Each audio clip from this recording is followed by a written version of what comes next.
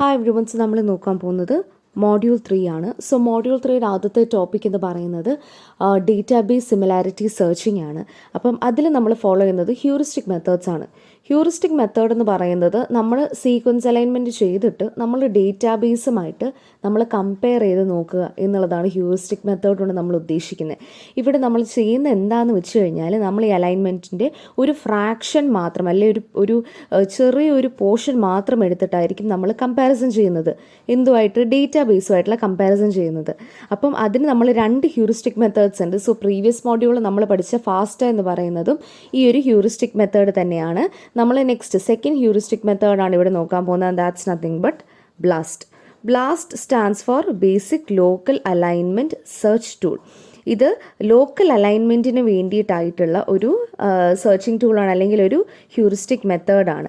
ഇവിടെ നമ്മൾ ഫാസ്റ്റ് വെച്ച് കമ്പയർ ചെയ്യുമ്പോഴത്തേനും ബ്ലാസ്റ്റിനുള്ള അഡ്വാൻറ്റേജ് എന്ന് പറയുന്നത് സ്പീഡ് കൂടുതലാണ്, സെർച്ച് സ്പീഡ് കൂടുതലാണ്. നമുക്ക് യൂസ് ചെയ്യാൻ പൊതുവെ എളുപ്പമായിട്ടുള്ള ഒരു ടൂളാണ് ബ്ലാസ്റ്റ് എന്ന് പറയുന്നത്. അതുപോലെ തന്നെ ബ്ലാസ്റ്റിന് കുറച്ച് സ്റ്റാറ്റിസ്റ്റിക്കൽ ഇൻഡിക്കേറ്റേഴ്സ് ഉണ്ട്. സോ ആ ഇൻഡിക്കേറ്റേഴ്സിനനുസരിച്ച് നമുക്ക് ബ്ലാസ്റ്റിൻ്റെ പെർഫോമൻസ് കാര്യങ്ങളൊക്കെ ഇവാലുവേറ്റ് ചെയ്യാനായിട്ട് സാധിക്കും. സോ ഇഗെയിൻ ബ്ലാസ്റ്റ് എന്തിനാണ് നമ്മൾ ഡിസൈൻ ചെയ്തിരിക്കുന്നത്? ഡേറ്റാബേസ് സെർച്ചസിന് വേണ്ടിയിട്ടാണ്. എന്താണ് നമ്മൾ സെർച്ച് ചെയ്യുന്നത്? നമ്മൾ സീക്വൻസ് അലൈൻ ചെയ്ത് കിട്ടിയേക്കുന്ന ആ ഓരോ ഫ്രാക്ഷൻസാണ് നമ്മൾ ഡേറ്റാബേസിൽ വെച്ച് കമ്പയർ ചെയ്യുന്നത്. ഇനി ഇവിടെ നമ്മൾ ഒരു അസംഷൻ എടുക്കുന്നത് എന്താണെന്ന് വെച്ച് കഴിഞ്ഞാൽ good alignment it will contain short length of exact matches. ചെറിയ സെക്ഷൻസ് ആയിട്ടായിരിക്കും നമ്മളിവിടെ ബ്ലാസ്റ്റിൻ്റെ കേസിൽ കൺസിഡർ ചെയ്യുന്നത്. ബ്ലാസ്റ്റ് ഒരു വേർഡ് ബേസ്ഡ് മെത്തേഡാണ്. ആൻഡ് ബ്ലാസ്റ്റിൻ്റെ ഒരു ഓൾറെഡി ഒരു ഡേറ്റാബേസ് ഉണ്ടാകും, ഒരു പ്രീ ഫോമാറ്റഡ് ആയിട്ടുള്ള സെർച്ച് ഡേറ്റാബേസ് ഓൾറെഡി ബ്ലാസ്റ്റിന് പ്രസൻ്റ് ആയിരിക്കും എന്നുള്ളതാണ് നമുക്ക് ഫാസ്റ്റ് വെച്ച് കമ്പയർ ചെയ്യുമ്പോൾ വേറൊരു ഡിഫറൻസ് എന്ന് പറയുന്നത്. ഇനി ബ്ലാസ്റ്റ് യൂഷ്വലി ഫോളോ ചെയ്യുന്ന ബ്ലാസ്റ്റിൻ്റെ അൽഗോരിതത്തിൽ നമ്മൾ ഫോളോ ചെയ്യുന്ന കുറച്ച് സ്റ്റെപ്സാണ് ഇനി അങ്ങോട്ട് നമ്മൾ പറയുന്നത്. അതിലെ ഫസ്റ്റ് സ്റ്റെപ്പ് എന്ന് പറയുന്നതാണ് സീഡിങ്. ഞാൻ നേരത്തെ പറഞ്ഞു ബ്ലാസ്റ്റിന് ഒരു പ്രീ ഫോമാറ്റഡ് സെർച്ച് ഡേറ്റാബേസ് ഉണ്ടെന്നുള്ളത്. സോ ഈ ഒരു പ്രീ ഫോമാറ്റഡ് സെർച്ച് ഡേറ്റാബേസുമായിട്ട് ലിങ്ക് ചെയ്താണ് നമ്മുടെ ഫസ്റ്റ് സ്റ്റെപ്പ് വരുന്നത് സീഡിങ്. അതായത് നമ്മുടെ ക്വറി സീക്വൻസ്, നമുക്കൊരു ക്വറി സീക്വൻസ് കിട്ടുമല്ലോ നമ്മൾക്ക് കമ്പയർ ചെയ്യാനായിട്ട്. അപ്പോൾ അതിൽ നിന്നും നമ്മൾ ചെറിയ വാക്കുകളിന് നമ്മൾ ക്രിയേറ്റ് ചെയ്യുവാണ് ചെയ്യുന്നത്. സ്മോൾ വേർഡ്സ് ആയിട്ട് നമ്മൾ ചെയ്യുവാണ് ചെയ്യുന്നത്. എന്നിട്ട് അതിനനുസരിച്ച് നമ്മൾ സ്കോറിംഗ് വേർഡ്സ്, ആ ഒരു ഡിവൈഡ് ചെയ്ത വേർഡ്സുകൾ, ഇപ്പം നമ്മുടെ സീക്വൻസിൽ നിന്നും നമ്മൾ ചെറിയ വേർഡ്സ് എടുത്തു. അതിലെ ഹയസ്റ്റ് സ്കോറിംഗ് ആയിട്ടുള്ള വേർഡ്സിനെ നമ്മൾ ഫൈനലി സെലക്ട് ചെയ്യും. ഇപ്പോൾ ഈ ഒരു വേർഡും ഒക്കെ ഹയസ്റ്റ് സ്കോറിംഗ് ആണെന്ന് വിചാരിക്കാം. അവരെ നമ്മൾ സെലക്ട് ചെയ്യും. പിന്നെ ഈ സ്കോർ എന്ന് പറയുന്നത് നമ്മൾ 3 for amino acid and 11 for nucleotides എന്നുള്ള രീതിയിലാണ് നമ്മൾ എടുക്കുന്നത്. സ്റ്റെപ്പ് 2ൽ നമ്മൾ എന്താണ് ചെയ്യുന്നത്? നമുക്ക് ഫോമാറ്റഡ് ആയിട്ടുള്ള ഡേറ്റാബേസിനകത്ത് നമ്മൾ ഈ ഒരു ലിസ്റ്റ് ചെയ്ത വേർഡ്സ്, നമ്മൾ ഹൈ സ്കോർ എന്ന് പറഞ്ഞ് ലിസ്റ്റ് ചെയ്ത വേർഡ്സിനെ നമ്മൾ സെർച്ച് ചെയ്യുവാണ് ചെയ്യുന്നത്. So second step is nothing but searching. So second സ്റ്റെപ്പിൽ നമ്മൾ ഈ ഒരു ഡേറ്റാബേസിനകത്ത് നമ്മൾ ഈ ഹൈ സ്കോർസ് ആയിട്ടുള്ള വേർഡ്സിനെ നമ്മൾ സെർച്ച് ചെയ്യുവാണ് ചെയ്യുന്നത്. സോ അങ്ങനെ നമ്മൾ സെർച്ച് ചെയ്തേച്ച് മാച്ചിങ് വേർഡ്സ് ഉണ്ടെന്നുണ്ടെങ്കിൽ നമ്മളത് കണ്ടുപിടിക്കുകയാണ് നമ്മൾ ഈ ഒരു സെക്കൻഡ് സ്റ്റെപ്പിൽ നമ്മൾ ചെയ്യുന്നത്. അത് കഴിഞ്ഞിട്ട് തേർഡ് സ്റ്റെപ്പ് സ്കോറിംഗ് ആണ്.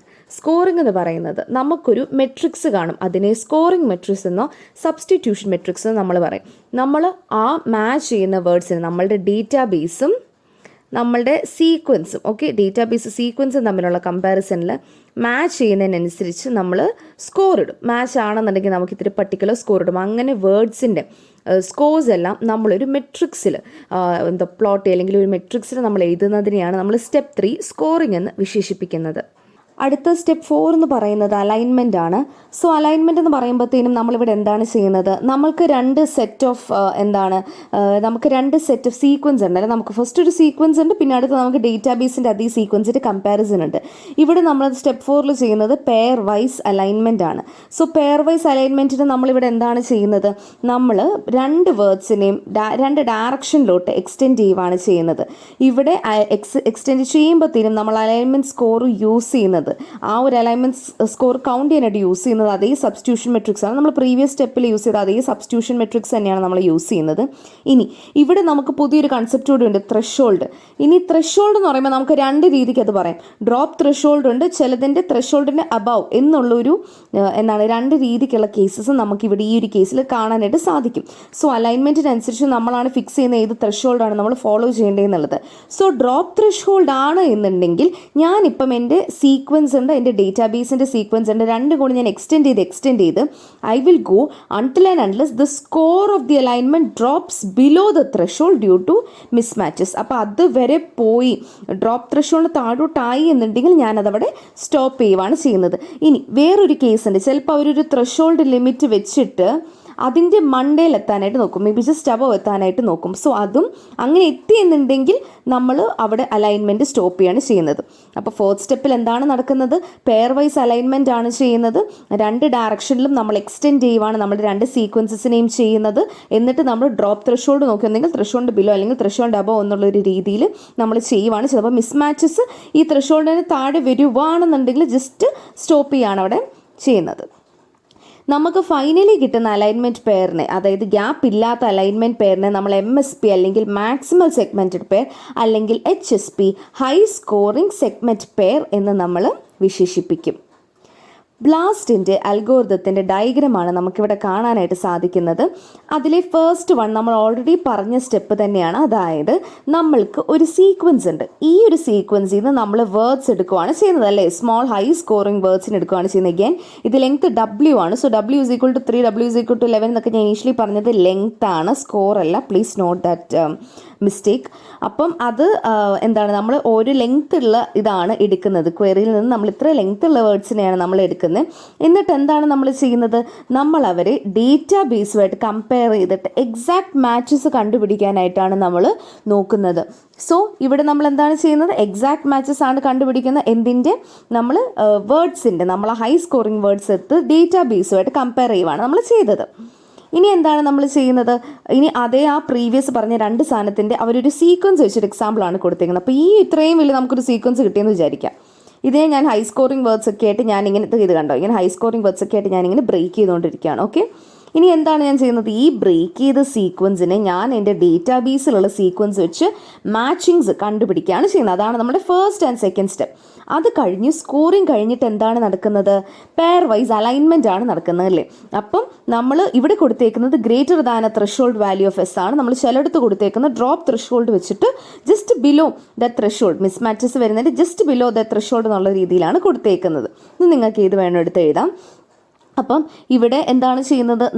നമ്മളുടെ ഒരു സീക്വൻസിനെ അറ്റ് എ ടൈം ഒരു ബേസ് എന്ന രീതിക്ക് നമ്മൾ എക്സ്പാൻഡ് ചെയ്യുവാണ് ചെയ്യുന്നത്.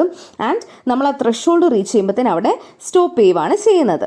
ഇനി ഇവിടെ നിങ്ങൾ ഈ ഒരു എക്സാമ്പിൾ നോക്കുവാണെന്നുണ്ടെങ്കിൽ നമുക്കൊരു ക്വയറി ഉണ്ട്. അപ്പോൾ ആ ക്വയറിയിൽ ഈ ഒരു വേർഡിനാണ് ഹൈ സ്കോർ എന്നുള്ളത് വിചാരിക്കുക, PYN. അപ്പം ഞാൻ ഈ ഒരു PYNനെ ഞാൻ ഡേറ്റാബേസിൻ്റെ കൂട്ടത്തിൽ ഞാനിവിടെ സെർച്ച് ചെയ്യുവാണ് ചെയ്യുന്നത്. സോ എനിക്കിവിടെ മാച്ച് കിട്ടി. എനിക്കിത് കണ്ടോ, ഇവിടെ ഒരു വേർഡിന് ഡിഫറൻസ്, ഒരു ബേസിന് ഡിഫറൻസേ ഉള്ളൂ. ഇവിടെ ഇവിടെ 2 ബേസിന് ഡിഫറൻസ് ഉണ്ട്. പിന്നെ ഇവിടെ രണ്ട് ബേസിന് ഡിഫറൻസ് ഉണ്ട്. സോ ഇതാണ് നമ്മുടെ മാച്ച് വരുന്നത്. അപ്പോൾ ഇത് ഞാൻ എടുക്കുവാണ് ചെയ്യുന്നത്. എന്നിട്ട് ഇവരുടെ സ്കോർ നമ്മൾ കാൽക്കുലേറ്റ് ചെയ്യുവാണ് ചെയ്യുന്നത്. സോ സ്കോർ കാൽക്കുലേറ്റ് ചെയ്ത് നമ്മളിവിടെ യൂസ് ചെയ്യുന്നത് ബ്ലോസം 62 മെട്രിക്സ് ആണ്. ഓക്കെ, ഇനി ഈ ഒരു ബ്ലോസം 62 മെട്രിക്സ് വെച്ച് ഞാനിവിടെ എൻ്റെ സ്കോർ കാൽക്കുലേറ്റ് ചെയ്തു. അത് കഴിഞ്ഞിട്ടുള്ള നെക്സ്റ്റ് സ്റ്റെപ്പ് എന്തായിരുന്നു? അലൈൻമെൻ്റ് ആയിരുന്നല്ലേ. സോ നമ്മൾ രണ്ടിടത്തെയും വേർഡ്സ് നമ്മൾ അലൈൻ ചെയ്യുന്നു. എന്നിട്ട് നമ്മൾ 1 ബേസ് അറ്റ് എ ടൈം എന്ന് പറഞ്ഞ് നമ്മൾ ഇവരെ രണ്ട് സൈഡിലോട്ട് എക്സ്പാൻഡ് ചെയ്യുവാണ് ചെയ്യുന്നത്. ഇവിടെ ഒരു അബവ് ത്രഷോൾഡ് ആണ് കൊടുത്തിരിക്കുന്നത് കൊണ്ട് നമ്മൾ ഇത് കണ്ട് 22 ആണ് നമ്മുടെ ത്രഷോൾഡ്. സോ നമ്മൾ ആ ഒരു ത്രഷോൾഡ് നമ്മൾ റീച്ച് ചെയ്യുന്നോടം വരെ, അല്ലെങ്കിൽ അത് ജസ്റ്റ് കടക്കുന്നോടം വരെ നമ്മൾ ഈ ഒരു എക്സ്പാൻഷൻ കണ്ടിന്യൂ ചെയ്തുകൊണ്ടിരിക്കും. സോ അതാണ് ബ്ലാസ്റ്റിൻ്റെ അൽഗോരിതം അല്ലെ വർക്കിംഗ് എന്ന് പറയുന്നത്. സോ ബ്ലാസ്റ്റ് റിലേറ്റഡ് ക്വസ്റ്റ്യൻസ് ചോദിച്ചിട്ടുണ്ട്. നമ്മൾക്ക് ബ്ലാസ്റ്റിൻ്റെ കീഴിൽ വരുന്ന 5 പ്രോഗ്രാംസ് ഏതൊക്കെയാണ്? ചിലപ്പം ബ്ലാസ്റ്റിൻ്റെ ഏതെങ്കിലും ഒരു പ്രോഗ്രാമിനെ ചോദിച്ചിട്ടായിരിക്കും നിങ്ങൾ കുറച്ചുകൂടി ഡിസ്ക്രിപ്റ്റീവായിട്ട് എഴുതാൻ പറയുന്നത്. സോ നിങ്ങൾക്ക് ഇതിൽ നിന്ന് മനസ്സിലായത് നിങ്ങൾ കുറച്ചുകൂടെ വലിച്ചു നീട്ടി എഴുതാനായിട്ട് ശ്രമിക്കാം. 5 പ്രോഗ്രാംസാണ് നമുക്ക് ബ്ലാസ്റ്റിന് കീഴിലുള്ളത്. ആദ്യത്തേത് ബ്ലാസ്റ്റ് എൻ. ബ്ലാസ്റ്റ് എന്നിനകത്ത് നമ്മൾ ക്വരി ടൈപ്പ്, ക്വരി എന്ന് പറഞ്ഞാൽ ആദ്യമേ നമുക്ക് കിട്ടിയ ഒരു ക്വരി സീക്വൻസ് ഇല്ലേ, അതൊരു ന്യൂക്ലിയോടൈഡ് സീക്വൻസ് ആയിരിക്കും. നമ്മൾ കമ്പയർ ചെയ്യുന്ന ഡേറ്റാബേസ് സീക്വൻസ് ന്യൂക്ലിയോടൈഡ് ആയിരിക്കും. നമ്മുടെ അലൈൻമെൻറ്റ് ലെവൽ എന്ന് പറയുന്നത് ന്യൂക്ലിയോടൈഡ് ബേസിസിലായിരിക്കും. ബ്ലാസ്റ്റ് പി എന്ന് പറയുമ്പോൾ എന്താണ്, മൊത്തം പി പ്രോട്ടീൻസ്, അതായത് protein query, protein database and protein alignment. Blast X അത് ന്യൂക്ലിയോടൈഡ് ക്വറിയിൽ പ്രോട്ടീൻ ഡേറ്റാബേസിൽ നമ്മൾ കമ്പയർ ചെയ്യുവാണ്. നമുക്ക് ഫൈനലി കിട്ടുന്ന അലൈൻമെൻറ്റ് ലെവൽ എന്ന് പറയുന്നത് പ്രോട്ടീൻ ലെവലായിരിക്കും. അടുത്തത് ടി ബ്ലാസ്റ്റ് എൻ, പ്രോട്ടീൻ ക്വറിയിൽ ന്യൂക്ലിയോടൈഡ് ഡേറ്റാബേസ് വെച്ചാണ് നമ്മൾ കമ്പയർ ചെയ്യുന്നത് and final alignment will be protein. T blast X nucleotide query sequence type and then my nucleotide database sequence type, my alignment level will be protein. ഇത് നിങ്ങൾക്ക് പഠിക്കാൻ ബുദ്ധിമുട്ടുണ്ടെന്നുണ്ടെങ്കിൽ നിങ്ങൾ എന്താ ചെയ്യേണ്ടതെന്ന് വെച്ച് കഴിഞ്ഞാൽ നിങ്ങൾ ആദ്യത്തെ രണ്ടെണ്ണം നിങ്ങൾക്ക് മനസ്സിലായെന്ന് വിചാരിക്കുന്നു. അതായത് എൻ, ബ്ലാസ്റ്റ് എൻ വരുമ്പോഴത്തേനും മൊത്തം എൻ ആണ് വരുന്നത്, ബ്ലാസ്റ്റ് പി വരുമ്പോൾ മൊത്തം പി ആണ് വരുന്നത്. അപ്പോൾ ഈ രണ്ടെണ്ണം നിങ്ങൾക്ക് പഠിക്കാൻ എളുപ്പമാണെന്ന് വിചാരിക്കുന്നു. ഇനി അടുത്ത എക്സ് വരുമ്പോഴത്തേനും നിങ്ങൾ ഓർത്തോണം, ഈ എക്സ് എന്ന് വന്നു കഴിഞ്ഞാൽ എവിടെയെങ്കിലും നിങ്ങൾക്ക് എക്സ് കണ്ടു കഴിഞ്ഞിട്ടുണ്ടെങ്കിൽ first one will be nucleotide. Okay, X blast എക്സും ടി ബ്ലാസ്റ്റ് എക്സിലെ first one query will be nucleotide. ഇനി ടി വരുന്നിടത്ത്, ഓക്കെ, ടി വരുന്നിടത്ത് നമ്മൾക്ക് ലാസ്റ്റിലെ രണ്ടെണ്ണം ന്യൂക്ലിയോടൈഡും പ്രോട്ടീനും ആയിരിക്കും. ഓക്കെ, കോമൺ സംഭവം മനസ്സിലായി എന്ന് വിശ്വസിക്കുന്നു. എക്സ് വരുന്നിടത്ത് നമ്മൾ സ്റ്റാർട്ടിങ് ന്യൂക്ലിയോടൈഡും ടി വരുന്നിടത്ത് നമ്മുടെ database and alignment level nucleotide protein വെച്ചിട്ടായിരിക്കും. പിന്നെ ബാക്കി നമ്മളപ്പം ഇത്രയും നമ്മൾ ഡിസ്കസ് ചെയ്തപ്പോഴത്തേനും നമ്മൾ പറയാതെ പോയ സെക്ഷൻസ് എന്ന് പറയുന്നത് എവിടെയൊക്കെയാണ്, ഇതും അല്ലേ, അവിടെ എല്ലാം പ്രോട്ടീൻ വെച്ച് ഫില്ല് ചെയ്യാം. ഓക്കെ, കൺഫ്യൂസ്ഡ് ആവുന്നില്ല എന്ന് വിചാരിക്കുന്നു. അപ്പോൾ ഈ ഒരു ടേബിൾ പഠിക്കാനുള്ള ഒരു എളുപ്പമാർഗ്ഗം പറഞ്ഞു തന്നാണ് കേട്ടോ. ഇനി ബ്ലാസ്റ്റിനെ പറ്റി നമ്മളൊന്ന് കൺക്ലൂഡ് ചെയ്യുവാണെന്നുണ്ടെങ്കിലും അത് one of the most fast and reliable ആയിട്ടുള്ള ഒരു ഹ്യൂറിസ്റ്റിക് അൽഗോറിതമാണ്.